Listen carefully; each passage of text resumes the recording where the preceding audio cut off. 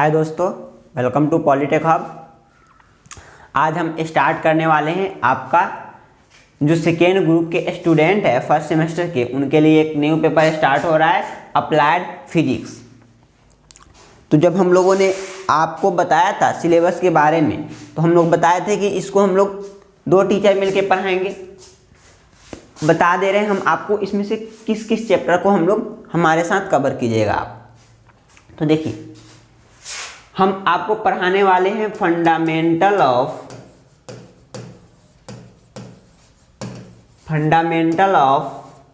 Electrical and electronics,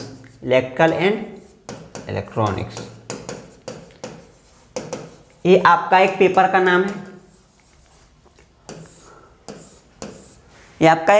नाम है। और हम इलेक्ट्रिकल ब्रांच से रिलेटेड है, इसलिए इस पूरे पेपर को हम पढ़ाने वाले हैं।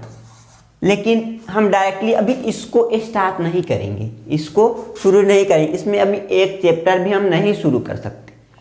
उसका रीज़न हमारे पास ये है कि हमारे लिए ये दोनों चैप्टर पहले इधर से पढ़ के इसको पढ़ेंगे, तभी ये कुछ समझ में पल्ले पड़ने वाला है, नहीं तो ये आपको नहीं समझ में आएगा।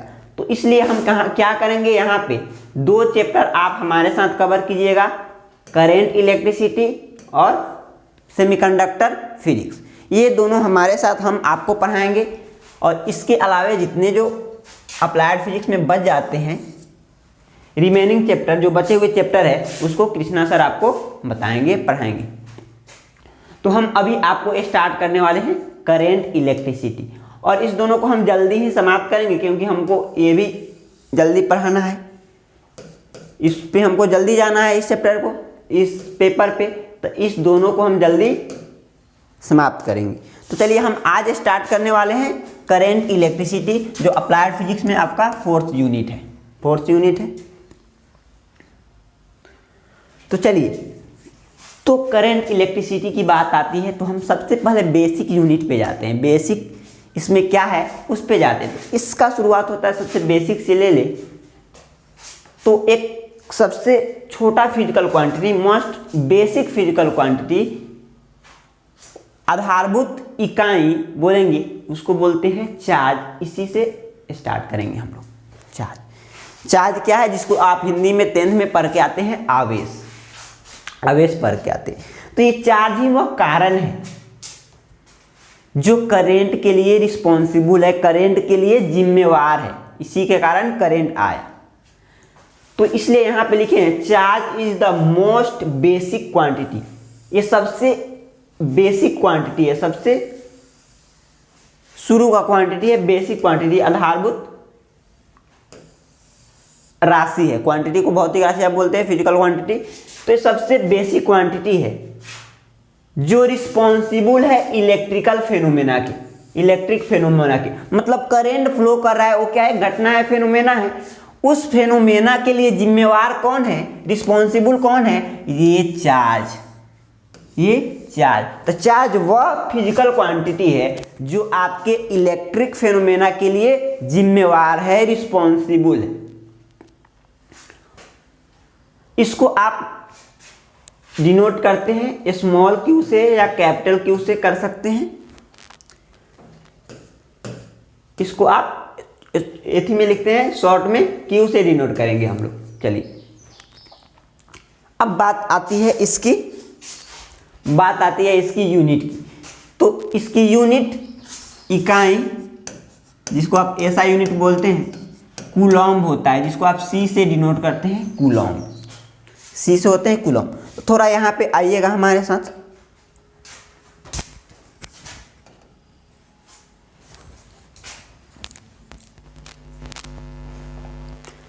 देखिए, हम लोग पढ़ के आते हैं इलेक्ट्रॉन पे चार्ज कितना होता है। 1.602 इंटू 10⁻⁻19 कूलॉम्ब एक इलेक्ट्रॉन पे चार्ज होता है। तो हम इसके रिवर्स को देखने वाले कि एक कूलॉम्ब में कितने इलेक्ट्रॉन होंगे।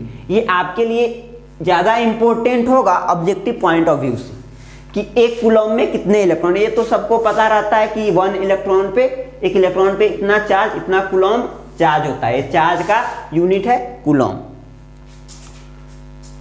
तो इसको हम अपोजिट से सोचते हैं। कैसे सोचेंगे? 1.602 इंटू 10⁻⁻19 कूलम में कितना इलेक्ट्रॉन है? 1 इलेक्ट्रॉन है। 1 इलेक्ट्रॉन है, तो हमको चाहिए 1 कूलम में कितना इलेक्ट्रॉन होगा।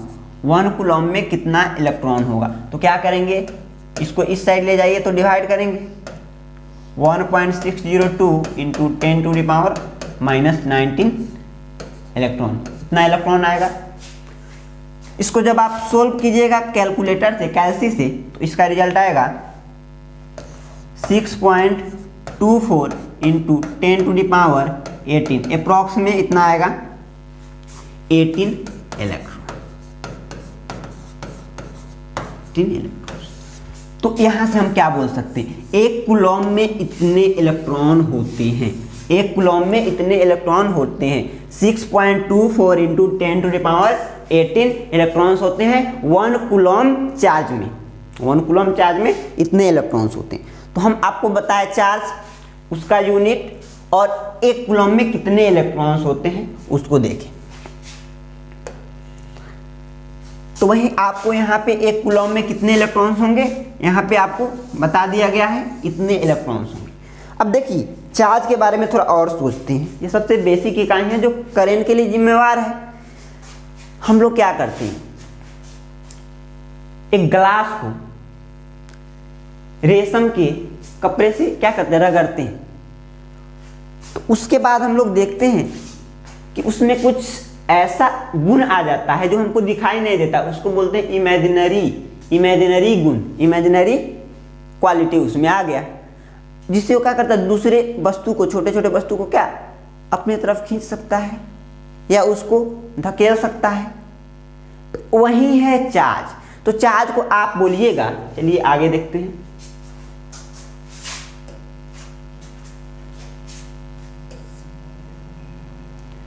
तो चार्ज को आप बोलिएगा it is the imaginary phenomena, यह एक काल्पनिक घटना है, इसको आप देखते नहीं हैं, इमेजिन करते हैं। यह एक इमेजिनरी फेनोमेना, इमेजिनरी घटना है।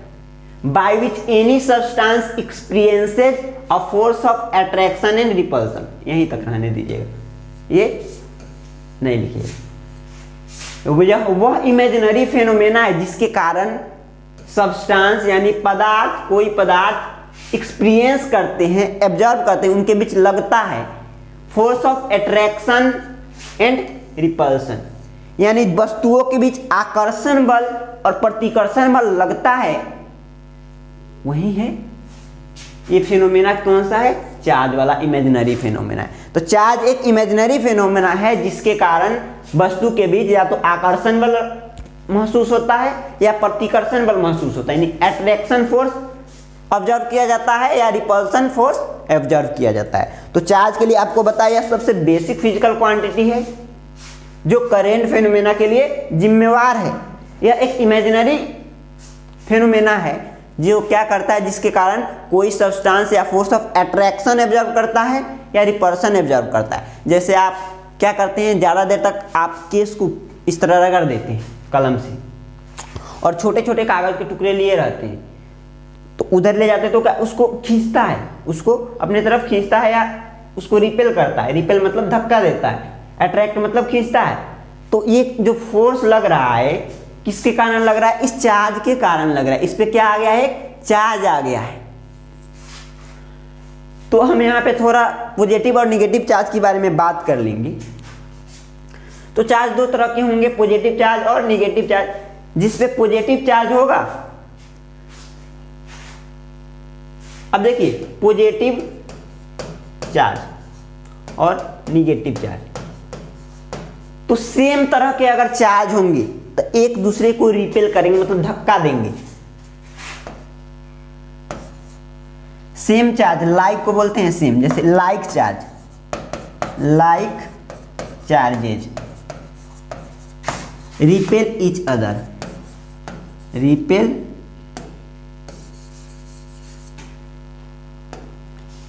Each other. यानी आप दो वस्तु ले ले जो क्या है पॉजिटिवली चार्ज है, उस पर पॉजिटिव चार्ज है, तो वो दोनों वस्तु को जब एक जगह रखिएगा तो वो क्या करेगा, एक दूसरे से दूर भागना चाहेगा, दूर भागना चाहेगा, यानी उसमें क्या लग रहा है, रिपल्सन फोर्स लग रहा है, यानी एक दूसरे को धक्का दे रहा है, रिपल्सन फोर्स।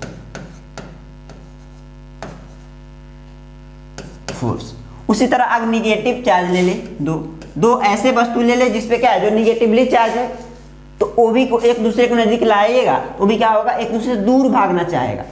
ये भी क्या है, दोनों सेम चार्ज है, यानी लाइक चार्ज मतलब सेम चार्ज, एक जैसे चार्ज को जब एक दूसरे के पास लाएंगे तो वो एक दूसरे को क्या करेगा, रिपल करेगा। उसी तरह unlike charge, unlike charge attract each other, attract each other. तो आप दो वस्तु को ले ले जो क्या है, एक पॉजिटिव चार्ज है और दूसरा नेगेटिव, यानी दोनों पे चार्ज क्या है, अनलाइक है। मतलब अनलाइक कहने का मतलब अलग अलग है, एक जैसा नहीं है। तो उसको अब जब समीप लाइएगा, एक दूसरे के करीब लाइएगा, तो एक दूसरे को खींच लेगा, जो एक दूसरे को खींच लेगा, यानी उसके बीच कौन सा फोर्स लग रहा है, अट्रैक्शन फोर्स लग रहा है, मतलब आकर्षण बल लग रहा है, यानी एक क्या हो रहा है, अट्रैक्ट कर ले रहा है। जो भारी वस्तु है, जो ज्यादा फोर्स लगा रहा है, वो कम, जो हल्का होगा उसको क्या करेगा, खींच लेगा। तो लाइक चार्ज के बीच रिपल्सन फोर्स लगता है, अनलाइक चार्ज के बीच अट्रैक्शन फोर्स लगता है। चलिए, तो ये रहा आपके चार्ज के बारे में, ये आपके चार्ज के बारे में। तो हम अभी आपको बताए कि ये करेंट फिनोमेना के लिए जिम्मेवार है, करेंट के लिए जिम्मेवार कारक है।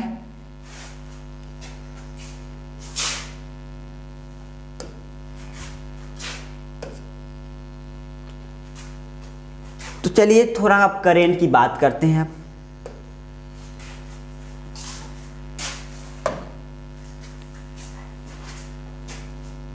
तो देखिए करेंट क्या होता है, अभी हम चार्ज पढ़े। अगर किसी कंडक्टर से चार्ज फ्लो करता है, चार्ज फ्लो करता है, तो चार्ज के फ्लो को ही, जब कंडक्टर किसी चार्ज से फ्लो करता है तो उस चार्ज के फ्लो को हम क्या बोलते हैं, करेंट बोलते हैं। सिंपल भाषा में किसी कंडक्टर के थ्रू चार्ज के प्रवाह को, चार्ज के फ्लो को हम क्या बोलते हैं, करेंट बोलते हैं। तो चलिए यहां पे थोड़ा समझते हैं।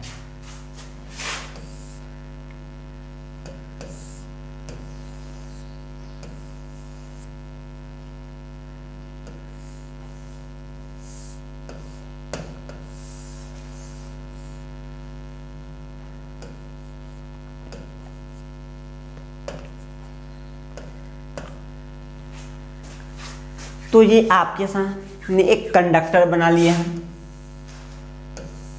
अब जब इसको बैटरी से कनेक्ट कर देते हैं, कंडक्टर को एक बैटरी से और तार से कनेक्ट कर देते हैं, तो इसमें क्या होता है, करंट फ्लो करने लगता है, करंट फ्लो करने लगता है। करंट फ्लो करने से मतलब क्या है, इससे चार्ज अब जाने लगता है। ये पॉजिटिव है, ये निगेटिव है, तो ये पॉजिटिव चार्ज क्या होगा, पॉजिटिव चार्ज को धक्का देगा, यानी पॉजिटिव चार्ज इस साइड जाएंगे, निगेटिव चार्ज इस साइड आएंगे, निगेटिव चार्ज इस साइड आएंगे, यानी निगेटिव चार्ज को धक्का देगा, यानी चार्ज इस कंडक्टर से फ्लो होने लगेगा। फ्लो कैसे होगा, अब देखिए करंट किस डायरेक्शन में फ्लो करेगा उसको हम लोग कैसे देखेंगे। करंट किस डायरेक्शन में फ्लो करेगा, तो हमारे पास तो एक पॉजिटिव चार्ज है और नेगेटिव चार्ज है।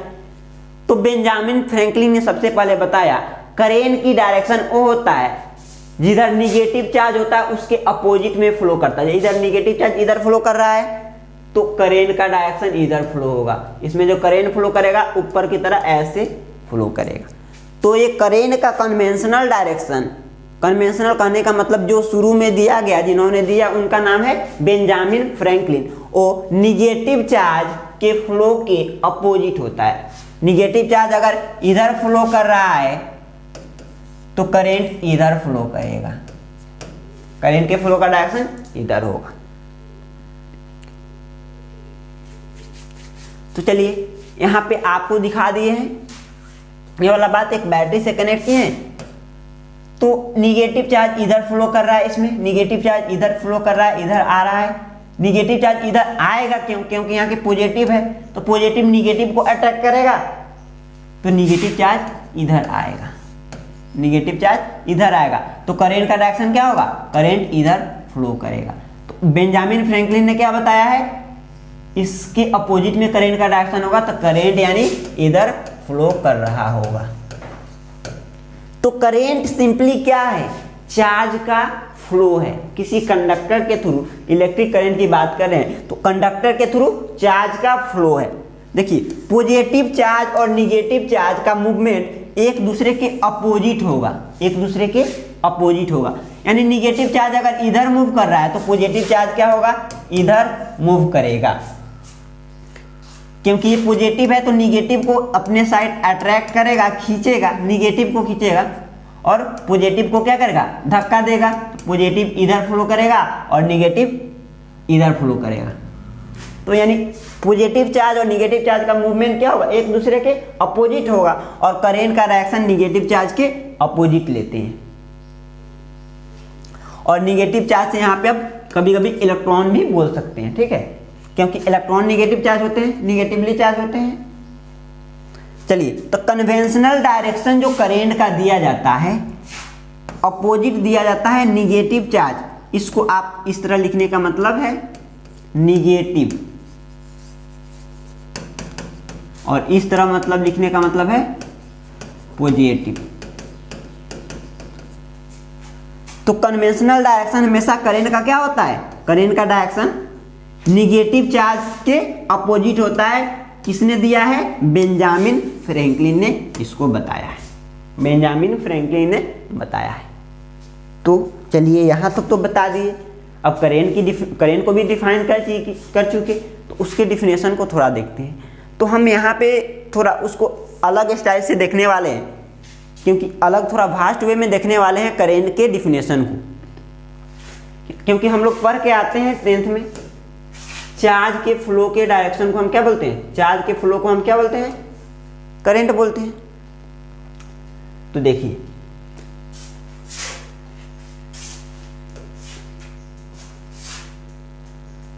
तो यहां तक नोट कीजिए, आगे देखिए। तो हम यहां पे क्या करने वाले हैं? चार्ज का फ्लो मतलब करंट को I से डिनोट करते हैं, ठीक है। चार्ज फ्लो कर रहा है, Q क्या बह रहा है? चार्ज फ्लो कर रहा है। तो चार्ज फ्लो करेगा तो हम क्या बोलेंगे? कितना समय में कितना चार्ज फ्लो किया, वही होगा ना करंट कि कितना समय में कितना चार्ज फ्लो किया। तो I बराबर Q/T हम ये पढ़ के आते हैं, I बराबर Q। इसका मतलब है कितना समय में कितना चार्ज आपका फ्लो किया, उसी के अनुसार आप करंट दिएगा। I बराबर Q/T। तो हम यहाँ पे उसको डिफाइन करेंगे, it is the time rate of change of electric charge. यानी इलेक्ट्रिक चार्ज का में चेंज, इलेक्ट्रिक चार्ज में चेंज कितना चेंज होता है जब आप टाइम में चेंज करते हैं। यानी टाइम चेंज होता है, यानी टाइम बढ़ रहा है, तो ये कितना बढ़ रहा है इसके फ्लो में, यानी टाइम के अनुसार ये चेंज हो रहा है। इसलिए बोलते हैं करंट को rate of change of charge with respect to time. Time के साथ कैसे चार्ज चेंज हो रहा है, टाइम में चेंज होने से चार्ज में कैसे चेंज हो रहा है। तो हम यहाँ पे चेंज को दिखाते हैं डेरिवेटिव फॉर्म में। अभी आप डिफरेंशिएशन नहीं पढ़े हैं तो कोई दिक्कत नहीं, इसमें ज़्यादा हम लोग यूज करने वाले नहीं हैं। इसको थोड़ा I बराबर Q/T हम पढ़ के आते हैं। इसी को लिखते हैं I बराबर dQ/dt। तो ये वाला पार्ट जो दिखाता है ना, चेंज को दिखाता है। चेंज दिखा रहा है किस में? चार्ज में दिखा रहा है with respect to time. Time के अनुसार, टाइम में जब चेंज हो रहा है तो चार्ज में कैसे चेंज हो रहा है। इसका मतलब अभी ये समझ के चलिए, जब आप डिफरेंशिएशन पढ़ लीजिएगा डेरिवेटिव मैथ में, तो आपको इसका मतलब समझ में आ जाएगा, अच्छा से मतलब समझ में आ जाएगा। तो ये क्या होता है, इसको पढ़ते हैं रेट चेंज पढ़ते हैं, यानी इसमें चेंज होने से इसमें कैसे चेंज हो रहा है ये इसको बताता है। तो टाइम बढ़ने से, टाइम में चेंज होने से इसमें कैसे चेंज हो रहा है, वही क्या होगा, चार्ज। यानी टाइम में चेंज होने से इसमें कितना चेंज हुआ, यही होगा मेरा करेंट होगा। सॉरी चार्ज बोल दिए थे, ये होगा करेंट। तो यही तो बता रहा है कि कितना समय में कितना चार्ज कंडक्टर से फ्लो कर रहा है, किसी कंडक्टर से कितना समय में कितना चार्ज फ्लो कर रहा है, वही ये है। तो अब यहाँ पे हम इस डिफिनेशन को जान चुके कि करेंट क्या है, rate of change of charge, charge में क्या चेंज, कितना चेंज हो रहा है करेंट टाइम में जब चेंज हो रहा है तो वही क्या होगा, करेंट। तो नॉर्मल भाषा में बोल सकते हैं तो उसको भी लिख सकते हैं,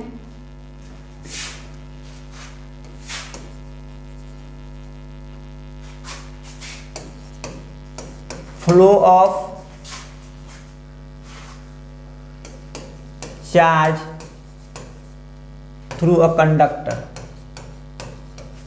through a conductor is called electric current. उसको भी लिख सकते हैं चाहे तो, जो हम लोग पढ़ के आते हैं बेसिक से, लेकिन यहाँ पे हम लोग इससे चलेंगे। यानी किसमें चेंज, चार्ज में कितना चेंज होता है जब टाइम में चेंज होने से। चलिए अब करंट की बात करते हैं। तो हम यहाँ पे दो करंट की बात करते हैं टाइप्स में, एसी करंट और डीसी करंट। एसी करंट और डीसी करंट। डीसी मतलब होता है direct current, direct current. AC मतलब होता है अल्टरनेटिंग करंट, अल्टरनेटिंग करंट। तो चलिए इसको समझते हैं।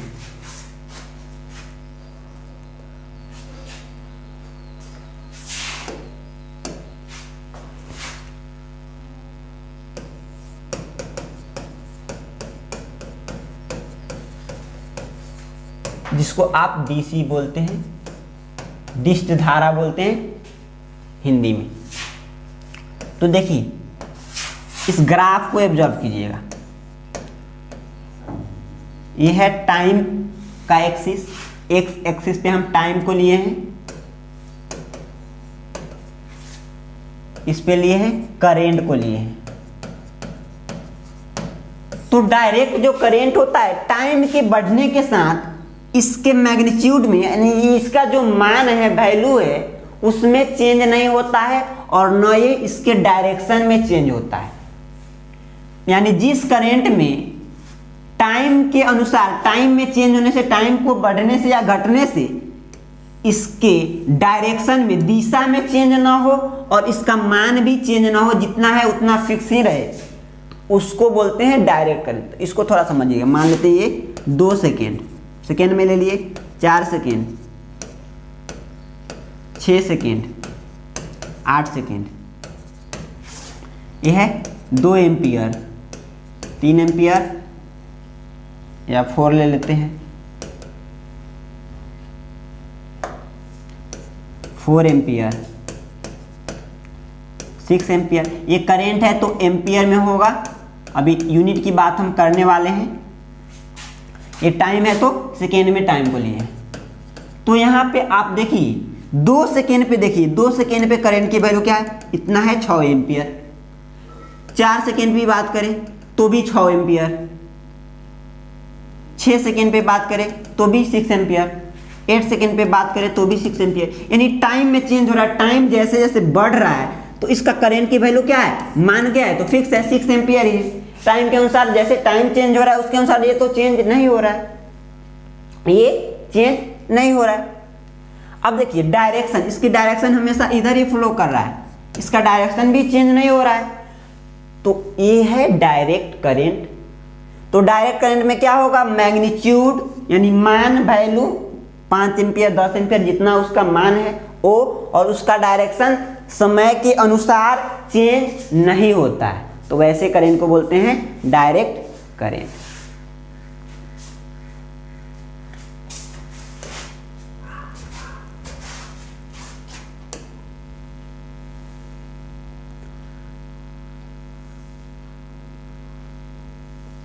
तो ये यहां पे डायरेक्ट करंट का डिफिनेशन लिखा दिए, द इलेक्ट्रिक करंट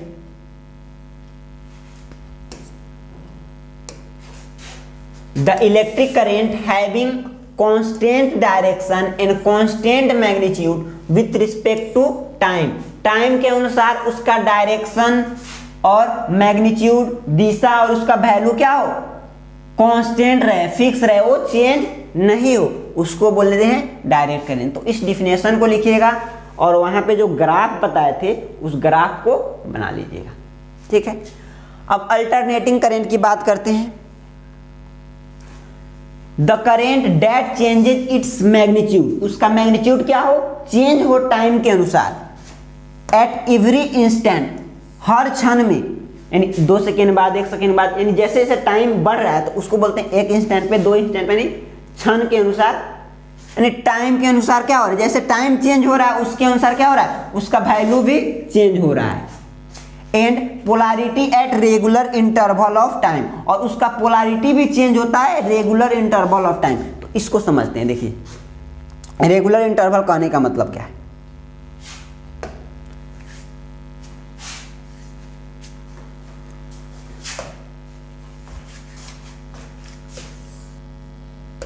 ये टाइम एक्सिस हो गया, ये करेंट हो गया, करेंट आप एम्पियर में ले लेंगे, टाइम ले लिए,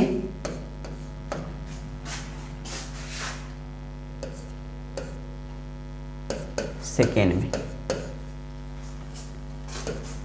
2 second, 4 second, 6 second, 8 second, 10 second.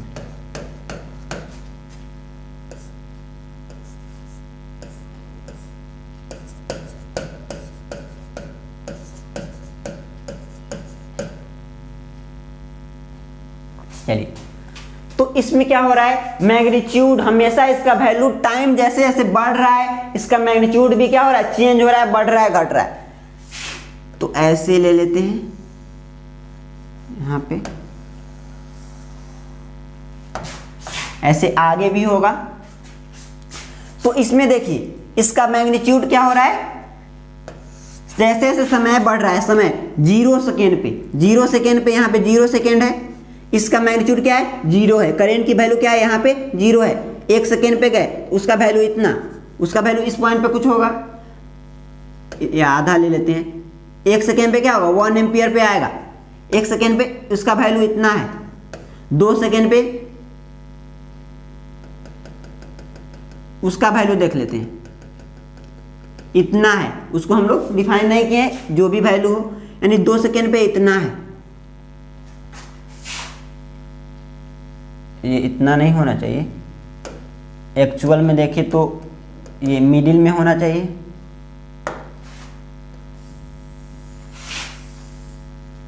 दो सेकेंड, 4 सेकेंड, ये मिडिल में होना चाहिए, एकदम यहाँ पे जाना चाहिए।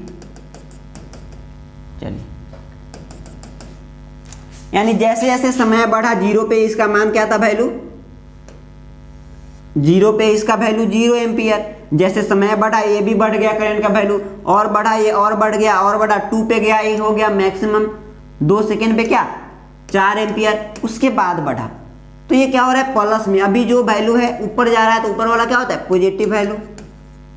तो पॉजिटिव वैल्यू, अभी करंट क्या है, पॉजिटिव में है, तो इसको बोलते हैं पॉजिटिव पोलैरिटी, पॉजिटिव पोलैरिटी में है।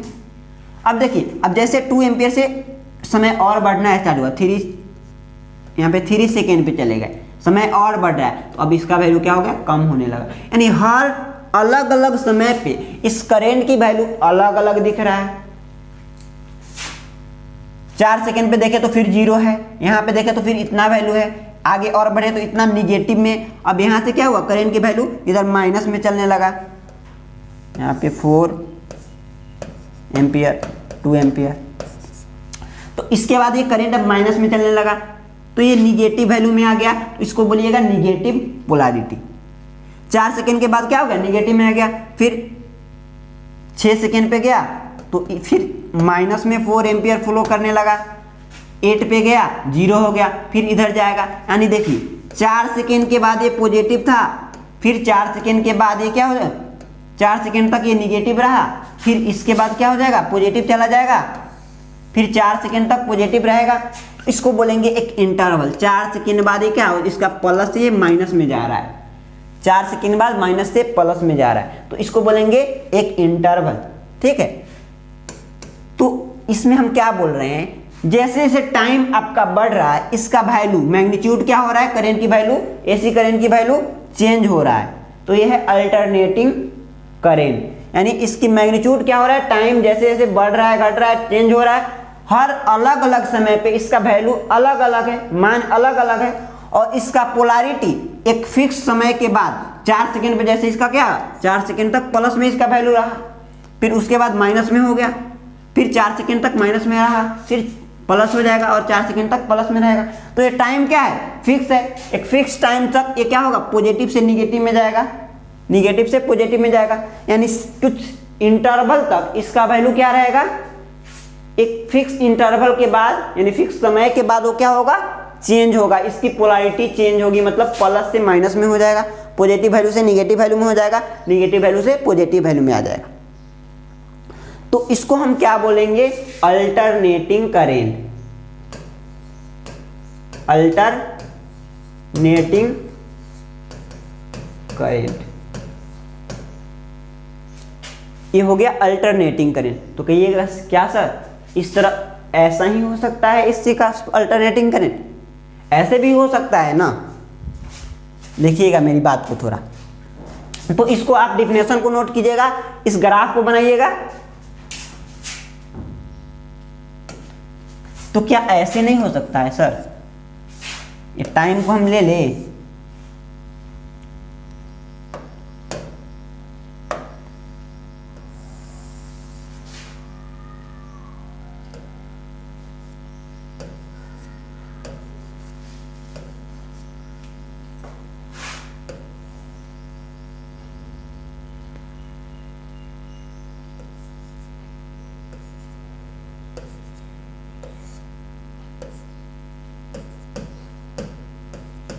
इस पे ले लिए करेंट एम्पियर में, इस पे भी करंट होगा माइनस वैल्यू में निगेटिव, इस पे हो गया टाइम एक्सिस, ये टाइम के अनुसार हम देख रहे हैं। तो ऐसे भी अगर ग्राफ आए ऐसे,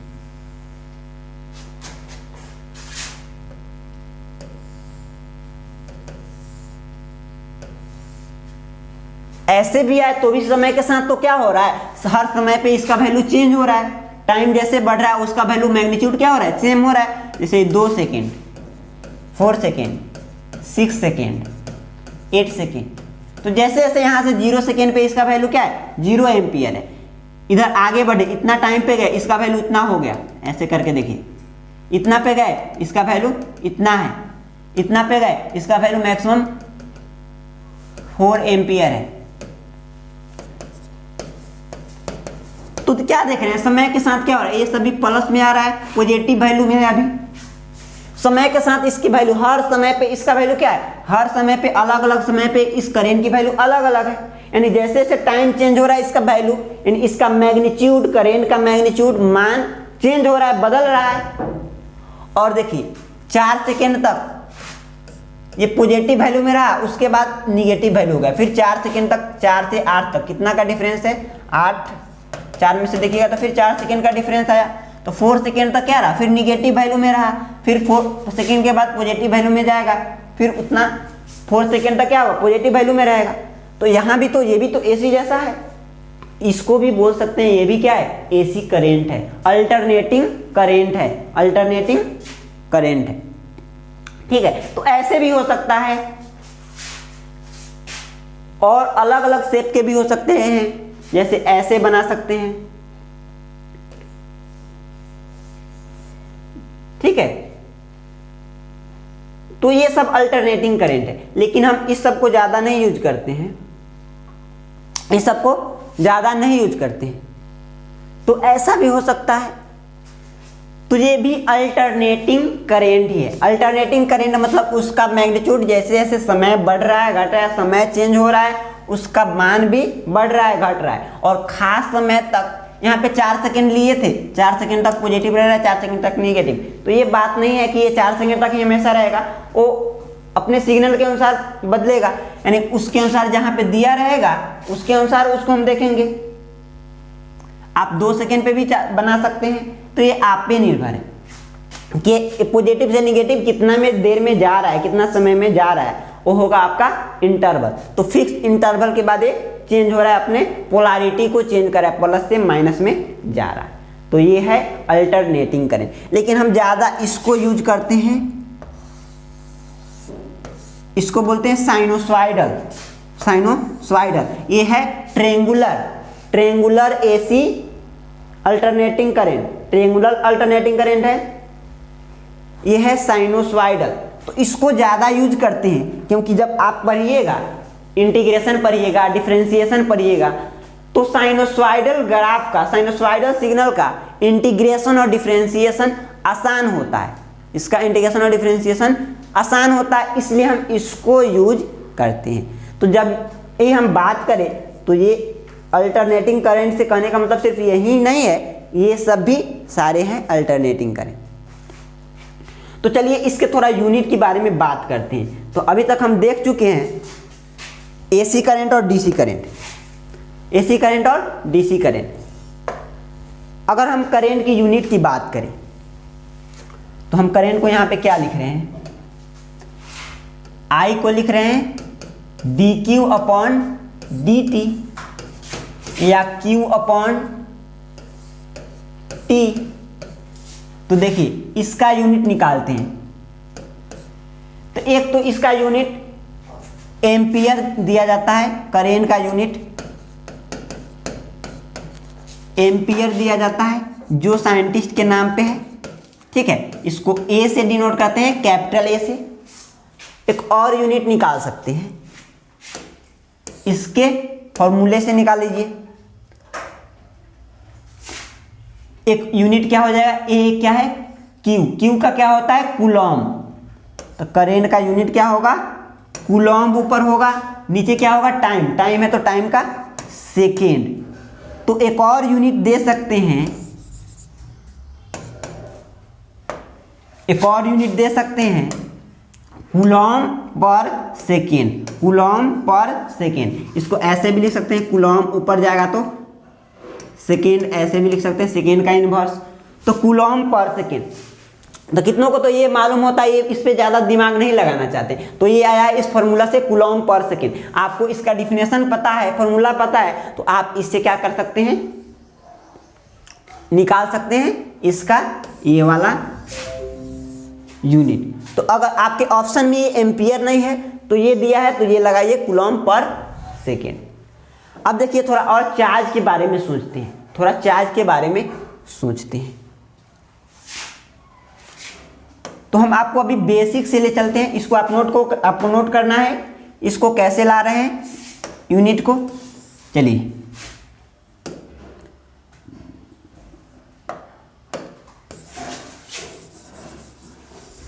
ये हो गया करंट का यूनिट। अब हम चार्ज की बात करें तो क्या हम इससे, इस इक्वेशन से, इस फॉर्मूला से चार्ज नहीं निकाल सकते। पहले इससे चलते हैं हम बेसिक से, I बराबर Q बाई टी से चलते हैं। इससे Q निकालिएगा तो क्या होगा, Q बराबर I इंटू टी हो जाएगा। Q बराबर I इंटू टी, ये भी इंपॉर्टेंट फॉर्मूला है। एक तो ये इंपॉर्टेंट फॉर्मूला है और ये इंपॉर्टेंट फॉर्मूला है। तो आप चार्ज का यूनिट दे रहे थे कूलॉम, वो भी साइंटिस्ट के नाम पे था। चलिए अब यहां पे एक और यूनिट दे सकते हैं, Q को कैसे दे सकते हैं, करंट, करंट का unit ampere second, ampere second दे सकते हैं, एम्पियर सेकेंड दे सकते हैं। तो ऐसे निकाल लीजिए। अब चलिए इसको नोट करना है बाबू, इसको नोट करना है, Q बराबर आई टी को नोट करना है इस इक्वेशन से। यहां से अगर इससे देखें डेरिवेटिव वाले से, चार्ज में change with respect to time, time के अनुसार, तो इससे अब Q निकालिए डी क्यू। तो आई डी टी आएगा, आई डी टी आएगा। तो अभी आप डिफरेंशिएशन इंटीग्रेशन नहीं पढ़े हैं, तो ये है डेरिवेटिव, ये अभी है डेरिवेटिव। अब दोनों साइड हम क्या, ऐसा साइन इंटीग्रेशन का होता है, ऐसा साइन इंटीग्रेशन का होता है। दोनों साइड हम कोई भी ऑपरेशन कर सकते हैं, मैथमेटिकल ऑपरेशन। तो इस साइड भी इंटीग्रेशन लगा देते हैं, इस साइड भी इंटीग्रेशन लगा देते हैं। तो ये इसका अपोजिट होता है, ये जो है ना ये इसका अपोजिट होता है। तो ये दोनों एक जगह आ गया तो ये इसको कैंसिल कर देगा, तो इधर बचेगा q, इधर बचेगा q और इधर बचेगा integral i dt, integral i dt। तो q बराबर इंटीग्रेशन i dt क्या होगा, चार्ज होगा। तो दोनों तरह से आपको अप्रोच करने हैं, इस तरह से भी, इस तरह से भी। इसमें थोड़ा समझने में अभी आपको दिक्कत होगा क्योंकि आपको मैथ अभी उतना नहीं पढ़े हैं, डिफरेंशिएशन इंटीग्रेशन के बारे में नहीं जानते हैं। थोड़ा सर आपको बेसिक में थोड़ा बताएंगे बोले हैं, आपको एक बेसिक लेक्चर देंगे डिफरेंशिएशन का, इंटीग्रेशन का, तो जो इसको आपको समझने में आसानी होगा। तो एक तो ये आ जाएगा इंटीग्रल i dt, ठीक है। तो ये हो गया चार्ज। तो इस तरह से यूनिट निकाल सकते हैं, इस तरह से ये फॉर्मूला निकल गया चार्ज का। तो करेंट के 2 यूनिट निकाल दिए, एम्पियर कूलॉम पर सेकेंड। चार्ज के भी 2 यूनिट निकाल दिए क्यू के, एक तो कूलॉम और दूसरा ampere second, ampere second 2 unit काफी है। चाहे तो इसको एम्पियर को आप कूलॉम पर सेकेंड लिख सकते हैं, सेकेंड को काटे तो आपका यहीं से कूलॉम आ जाएगा, ये वाला पार्ट कूलॉम आ गया।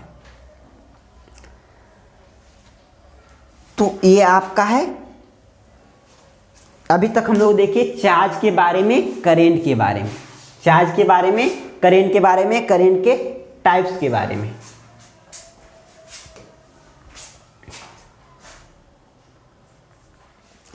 अभी हम इस लेक्चर में, अगले लेक्चर में आपको बताएंगे पोटेंशियल क्या होता है, जिसको आप विभव बोलते हैं, ईएमएफ, इलेक्ट्रोमोटिव फोर्स, ठीक है।